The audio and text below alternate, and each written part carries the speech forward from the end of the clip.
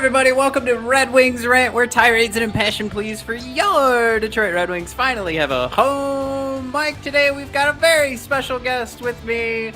Thankfully, he's mesmerized by the video. Oh, no, he looked away. Oh, gosh. All right, tiny little teddy boys here. Tiny teddy money. We're going to record just a little bit because Matt finally bought a house, which means he needs to put his house on the market by Sunday. Because we're, you know what, I already said it. Yeah, because we're going on vacation. So, that's right. But there will be somebody here, so none of you. No breaking into that empty house, you guys. Anyway. No squatting. So we want to get the house on the market by Sunday because we're going to be out of town. So we thought, all right, now have at it. Do open houses every day, what have you, and just get as many offers as possible. So that's what we're going to attempt to do. But to do so, got to be done by Sunday. So if you want to finish your house plan, we need to quickly talk about the Yzerplan. That's right. And I've also got little teddy boy because Michelle's hard at work upstairs. And I gave her the worst news in the world. I was like, hey, she's like scrubbing away in the kitchen. And I said, guess what today is? Actually, you know what I said? To introduce it, I said, What'd you say? Can I make you angry real quick?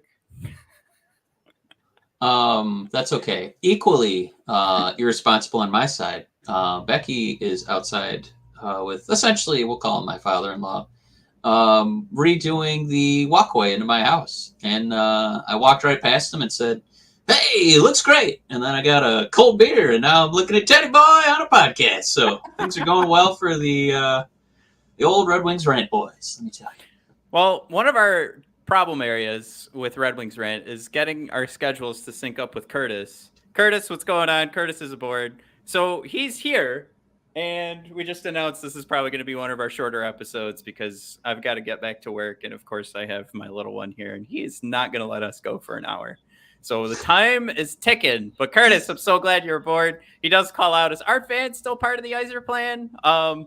If I may, I don't know, Curtis, do you recognize this wonderful piece of furniture back here? Because it is 1,000% from Art Van. And performance art, Johnny P's aboard. Here's Johnny. Here's Johnny. Very nice. I like that. I'm going to make a request, performance art / Johnny P, that be your YouTube handle is just here's Johnny. I feel like that would be pretty neat. Okay. Mike, no slides today, but I thought, why don't we just, maybe I could pull up like the cap friendly page just for, I don't know. I don't want to say for reference because we've only been talking about it. And it's just kind of like how about for the viewers? They can have something to look at. Let's do that. I wanted to just ask the question, Mike, and we can frame it a couple of ways, and I think we can answer this question. I'm bringing up cap friendly, so around a little bit. No, I do want to talk the Yzerplan for sure, but I did want to just throw one question out to you. Ooh. How big of fans? I'm talking about the listeners and Matt and Teddy. Are we of Dom Luszczyszyn? And I'll say, let me adjust that question. Not fans, but how much do you trust his opinion?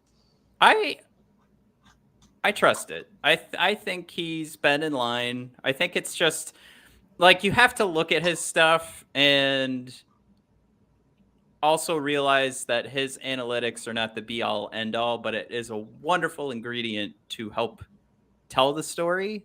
And I think some people just get too angry because he shows off his ingredients. And people are like, well, I don't want to just eat celery. And it's like, well, yeah, no, you got it. You're going to put celery into the chicken pot pie and it's going to be delicious after that sucker bakes for a little bit. But you got to add all those other ingredients to be able to properly interpret hockey. Right. Yeah.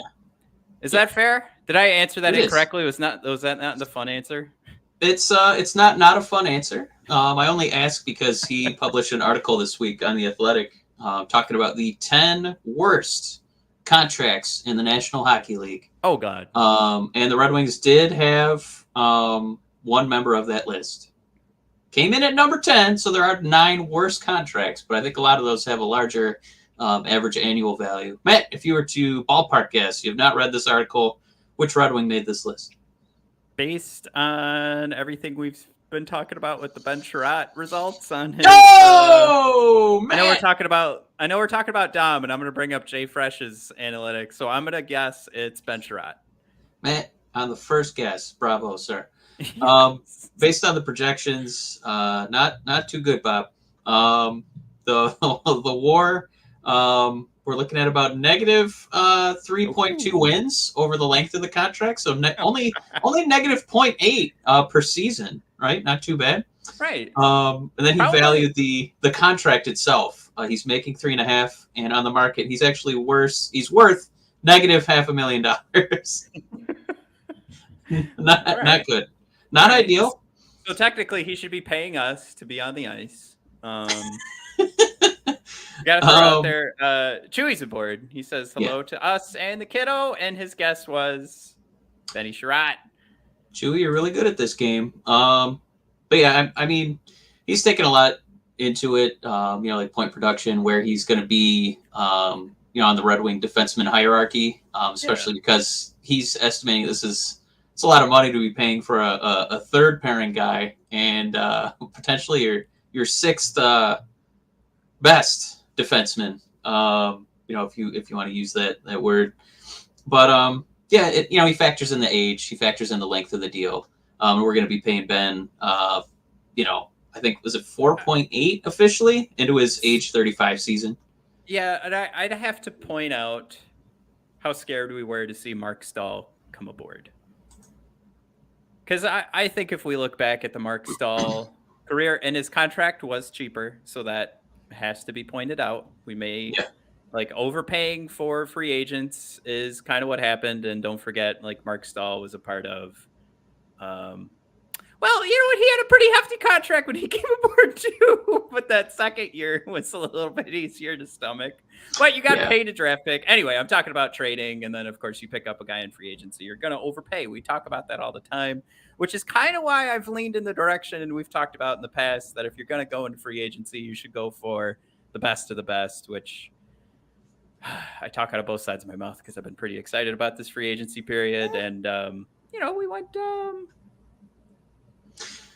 little underneath the best of the best. But anyway, I guess I point out Mark Stahl just to say that it's not the end of the world. It's not his performance is not decided. It's also not an unmovable contract. But I think what this ends up boiling down to, and it still feeds into our thesis for this episode, is the Yzerplan.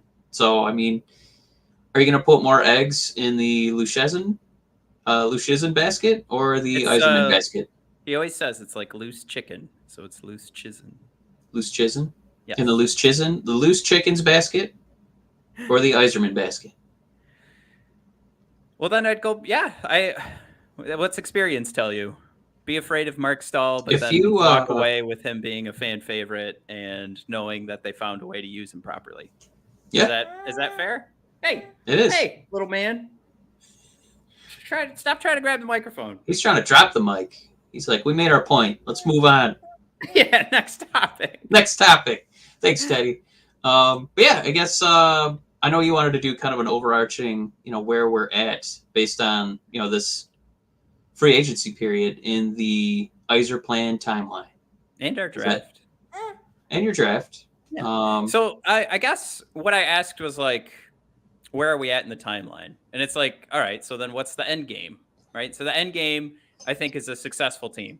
I think if you become as competitive as it's really hard to say this out loud because everybody would be like, oh my God, you're forever away from this. But if you're in that top 4 bunch, in the Eastern Conference, that's what you're aiming for. Even if you don't win a Stanley Cup, it's still that is the goal, right? You're trying to get to that point where you're legit every season in that conversation of yep, this guy or this guy, he's throwing me off. This team is all about it. They're gonna make that push, or they could make that push, where at best, next season we've been talking about, bubble team. Who wants to get destroyed by the Lightning? Like, kind of conversation. And that would be fun. And we'd have a blast in that first round. And if we made it to the second round, it would be, oh my God. Like, you couldn't offer tickets fast enough. But, then there's reality. So it's all right. Teddy's saying no. Teddy disagrees. But you know what I mean? And Chewy throws it out there, like Final Four of our conference. I would still say I would come outside. I would say regular season wise, you want to be the top 4 because playoffs can shake, rattle, and roll into any sort of direction. I do have to throw out there our boy Eric Johnson aboard. Hi, Eric. Of course, throwing out there the hi everyone. City Life Project. Ha ha ha! Love it. Chewy does throw out top 8. Maybe top 8 out of the entire league is probably a good measuring stick. I would say that works out pretty good in my head. So that's kind of like how long till we're at that point it's obviously tough to say, but you could start by measuring it and saying, like, when Yzerman's asked this question, he's like, well, you're 3. Like there's that option. Well, let's say that I will say that he made a declaration this free agency period that he loves Ben Chiarot. Yeah, that he really loves Ben Chiarot. Where everybody else sees a full diaper, he sees an NHL top 4 defenseman. No, the declaration he was making is that you only go as far in this league, like based on how far your stars are going to take you. So I mean, you can build out depth, you can do a strong, top 9, top 12, but it's that first line, I think, that's really going to, have that extra gear, get those, huge points in playoff games, get huge clutch points. And I feel like Yzerman felt pretty good statistically about Bert, Lucas, and Larkin. So based on their performance. I just wanted to bring up these Xfinity ads for the YouTube viewers. That's all. Perfect. Yeah, I was hoping to re-up. No, but I mean, I don't think that we have this offseason if Steve doesn't feel pretty comfortable about what the first liners did offensively and the defensemen, right? So because Larkin, because Bertuzzi, because Raymond together, showed something that Steve, nodded his head and said, all right, we can get behind this. He made a pretty big financial investment, essentially, building a whole second line. And adding 2 guys. There's a robin right outside of our window, so he's really excited. Teddy, I agree. Robins in nature, definitely more of a priority than another hockey podcast. Yeah, I appreciate that. That's right, buddy. There's the robin. Thanks, Teddy. Yeah, sorry if your point was derailed a little bit there with the. You can't really compete with the little boy pointing at a robin. It's exactly. It just put everything into perspective. But I brought up the roster for all the YouTube viewers to kind of bring up. I guess it's good to have this visual, right? Like, how far away are we from being like what the Boston Bruins were this year? Clearly, we're far from the Tampa Bay Lightning, and this might be it. This might be as far as we can take this. Yeah, it might be time for you to cancel your Zoo membership too, and just make sure Teddy's room has a window with a bird outside. You're gonna save a lot of money. Yeah, there's a bunch of them right now too, so this isn't gonna go great. There's also mourning doves making their way around here. But anyway, I wanted to just kind of like if we were going to see Lucas Raymond take the next step, and if we already had let's just say another top 6 forward, and everything else stays the same, there's got to be at least 1 or 2 more huge moves in the top 6 or in the top 4. And that does leave space for like a trade deadline move. But I'm going to show you guys, let's do, I think Chewy answered. And there goes my headset. All right. I got to keep one in. Chewy answered. I'm so sorry. This is ridiculous. We shouldn't have done this. Chewy says maybe next season, not this season. Danimals is just excited for this to start. And Eric Johnson kind of is helping make some of my points where it's like, well, where does Berggren fit? Give me that, buddy.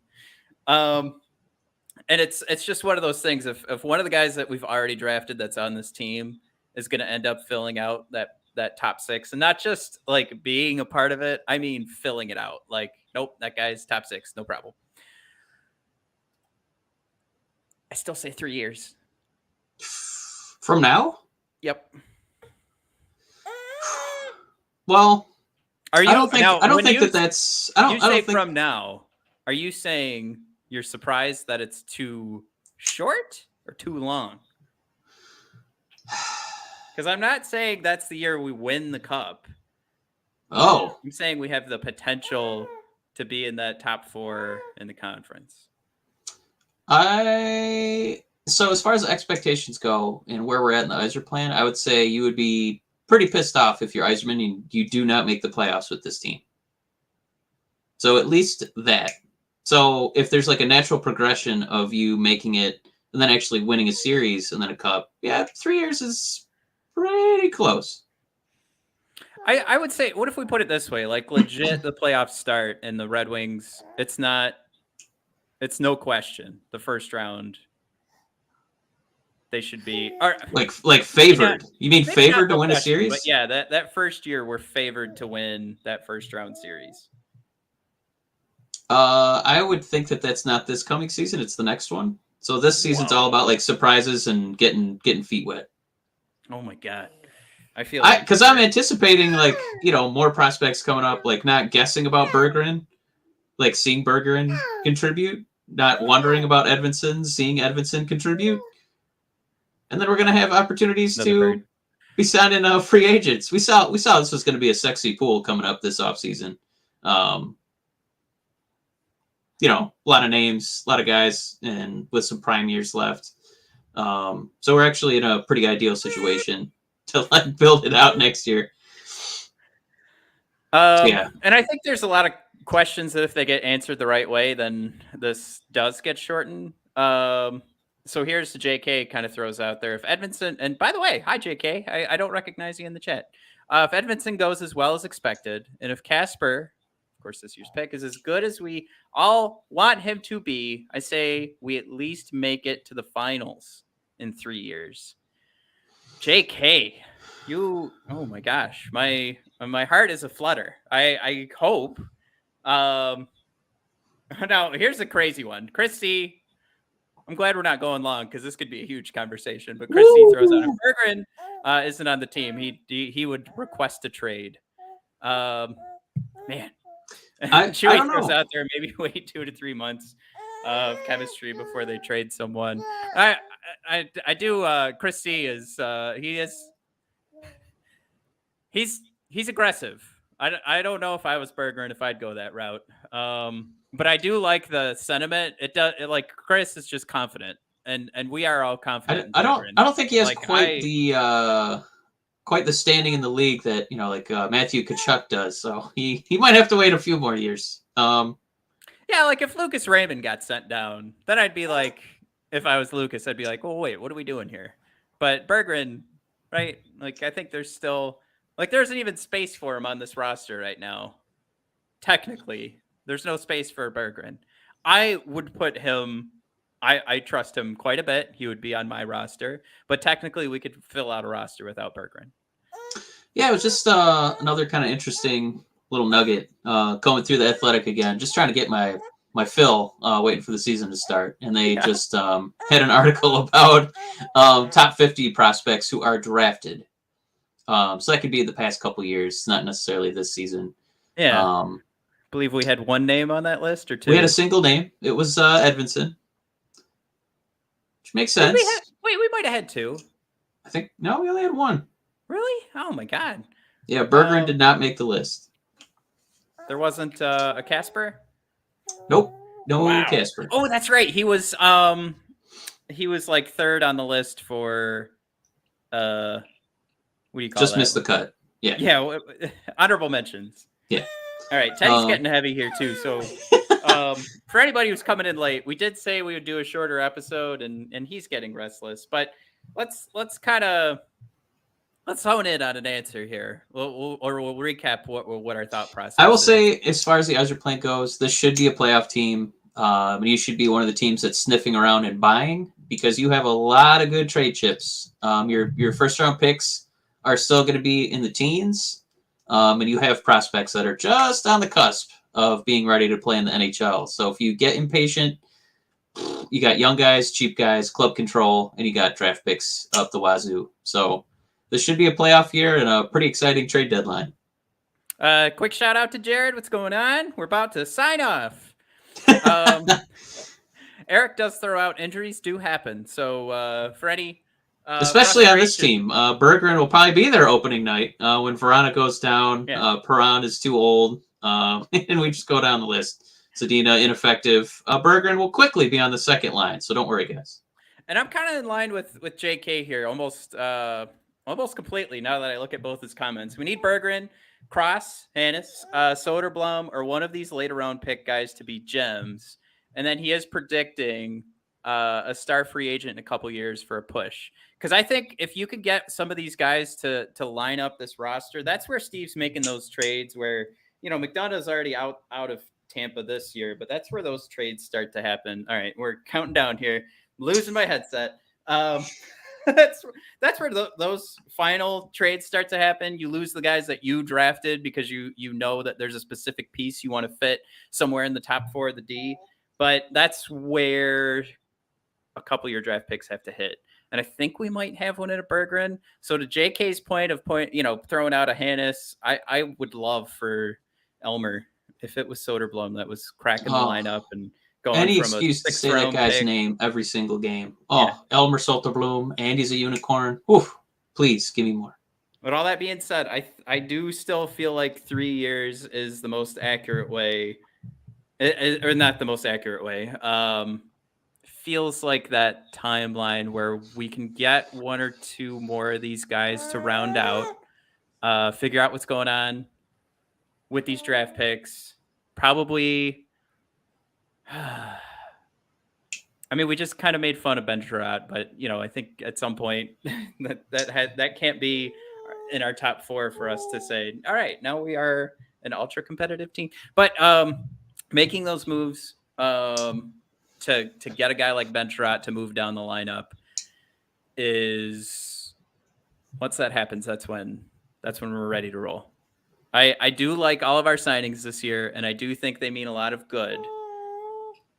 But there's still some stinky things to pull from how this lineup is shaken out, and what you would picture like the Tampa Bay Lightning lineup having in regards to we don't quite have a Stamkos on the second line.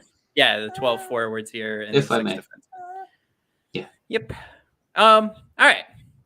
That being said, Jared, he does throw out there, we're signing off just because Jared signed in. I promise it's not what happened. And I do apologize because our viewer numbers keep going up, but I do need to go. I got to paint the ceiling. I'm putting my house on the market this Sunday. So I do apologize. If you want to say hi to Matt, maybe put in an offer, huh? Yeah. Yeah. If one of you guys lands the house, we can meet. Yeah. What was I going to say? Oh my God. All right. So find us on, DraftKings thingy.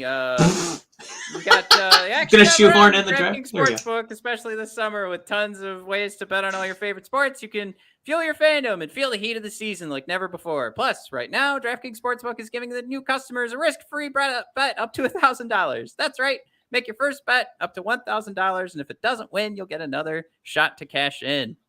Download the DraftKings Sportsbook app now. Use promo code THPN and make your first deposit and get a risk-free bet. I keep saying Brett. Up to $1,000. That's promo code THPN only at DraftKings Sportsbook. Minimum age and eligibility restrictions apply. See show notes for details. All right. What time was that? It was about the 24-minute mark. Yep. For your wife, it was 6 hours. Matt, you're dead. All right. I will be out of town next week, so there won't be an episode, which is why it was so important, even though I had all this stuff to do, that we got some sort of conversation in. But we will see you guys in a couple weeks. Oh, and if you're at the Rocket Mortgage Classic on Friday, we will be there. So we'd like to hang out and grab drinky poo. So hit us up on social. We'll see where you're at, and we'll have a beer on 18. Who knows? All right. Toodaloo, everybody. Have a good one. Bye, Teddy boy.